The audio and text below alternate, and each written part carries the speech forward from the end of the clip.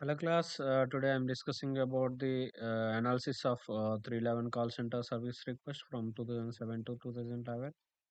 Then this may the main of this data set is to find out the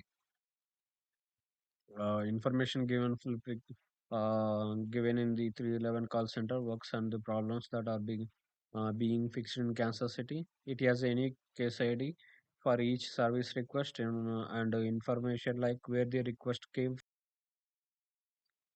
uh, and where the request came from, the work group and the dependent department and the overseas handling it. The service request type tells us what kind of request it is and why it was made. There are also classifications and we have we have numerical variables and categorical variables, such as category. As a category type we have category type and description layer, so on and so on, and we have numerical variables like a date, creation date, closing date, and date to close. These are the variables I have in this data set, and also the current state of this. By using this data set we just find out the current state of the service request is shown and exceeded EST time frame. How long it was taken for clear the case ID. And also we have current state service request shown, and we have address like zip code, area, country, district, property ID number, latitude and longitude for the place are all given. The case you are also provided open window. The service request is open employee for extra information. For this, uh, by using this data, I made the three hypotheses based on this data. So first hypothesis is on the impact on the resolution time and dangerous building. It was focused on the high dangerous cases, resolution time and date, how many days it was taken. By using decision tree regression, we found out the uh, about the impact on the resolution date. So for this we have logic and interpretations for to get that regression. For whenever we have uh, in one point, we conclude the in one point, we have whenever we have the mean squared error is low, then we model will perform better. So whenever we have r square, that r square is between the 0 and 1. So we have, if r square is bigger than model uh, is bigger, r square value is bigger, it a larger portion of the variation depend on it explains the larger portion of the dependent variable. If we have the less MSC, then we have the a good model. So by using this regression model, it was performed like we get MSCs as 71%. So this model accuracy is 71%. It was not great, but it performed well based on this data. That conclusion of this hypothesis is decision tree regression model. As I said, it was great. It was not great, but it's performed uh, fairly well with the 71% accuracy. Uh, and coming to the hypothesis test, graphical distribution and on of unresolved cases, it focused on the this hypothesis test focused on the unresolved cases. For this, I used random forest regression.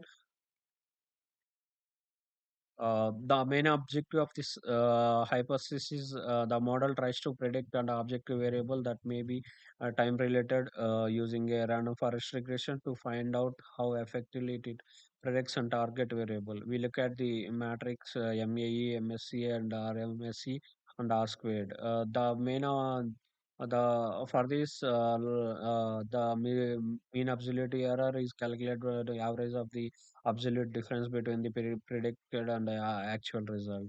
The if same for this as decision regression, same for this random forest also. The lower mean absolute error indicates a better model performance. The mean squared error is calculated by taking average squared difference between the predicted and the actual. And also we calculate RMSC is derived taking from the square root of MSC. It whatever we get the for MSC, RMSC is square root of that value. So the random forest where whatever we get the MSC mean squared error just to do that submit of the to reduce the error. For this model, we get in the runoff, we have the latitude and as before starting of this slide, I was explained like latitude and longitude. These two are the very important variables because by using this latitude and longitude, we find out the where that cases are registered from. So uh, for this random forest report, we see a random forest regression report. We get the 80% accuracy. It uh, uh, by you this model getting the 80% accuracy, so it uh, indicates the significant difference between model predict and actual. We have some difference between that those two. We have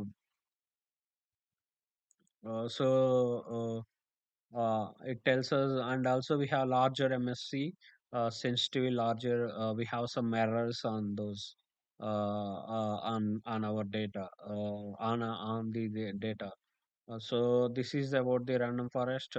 Coming to the hypothesis three, what factors affect the cases resolution state in the 311 call center service request? The main objective of this analysis is to sort of cases into group based on when they first appear and how long they stay hidden.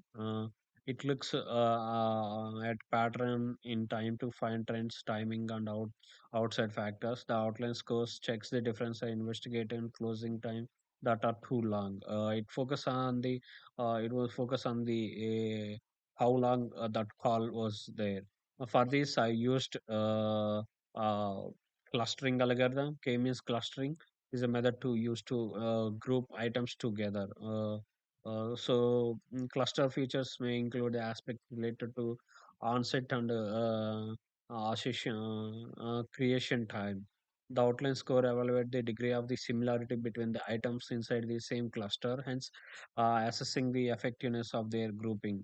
A cluster refers to collection of intents and that share certain characters such as similar time of occurrences or real related factors. The interpretation of these clusters, the incident are categorized into four groups based on their instant time and duration of shutdown.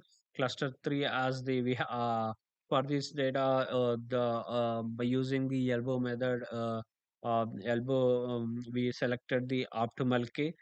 In the elbow method I got four. Optimal K is four. We take the four clusters. So cluster three as a prolonged period of closure. Cluster three have the more time to close the calls, spanning 231 days, indicating any annually request more investigation on that. And the silo score used for cluster. discrimination and denotes notable, however, not constable in distinction, suggesting the exercise overlap and ambiguity in cluster categorization. This necessitates new and refined analysis of these groupings. The analysis bases on the instance into three clusters: cluster 1, cluster 0, which emerged in May 2020. So, a brief shutdown period lasting 10 days, 10 days, 57, 10.57 days. The closer time for cluster 1, which is emerged in mid 2019, was 35 days, 35.1 days, making it longer than the other clusters.